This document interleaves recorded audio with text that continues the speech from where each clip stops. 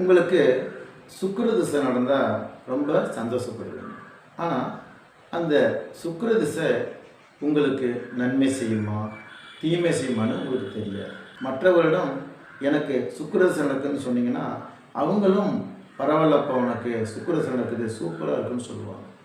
ஆனால் இந்த சுக்கிர திசை நடக்கும்போது வீடு வாகன யோகங்கள் அமையும், திருமணமும் பலருக்கு கைகூடும், பிரிந்த கணவன் மனைவி ஒன்று சேருவார்கள். அதே நேரத்தில் பார்த்தீங்க அப்படின்னா அந்த சுக்கிர பகவான் மேசம் சிம்மம் தனுசு இந்த 3 இடங்களிலும் இருக்கும்போது சற்று கவனமாக இருக்க வேண்டும்.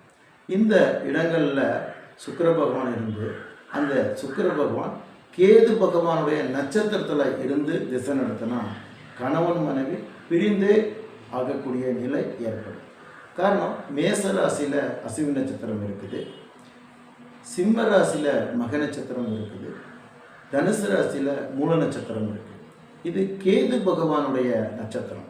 இந்த கேது பகவானுடைய நட்சத்திரத்தில் சுக்கிரன் பகவான் இருந்து திசை நடத்தினா அந்த காலகட்டங்கள் உங்களுக்கு தவறான பழக்க வழக்கங்கள் ஏற்படும், கணவன் மனைவி பிரியக்கூடிய நிலையும் ஏற்படும்.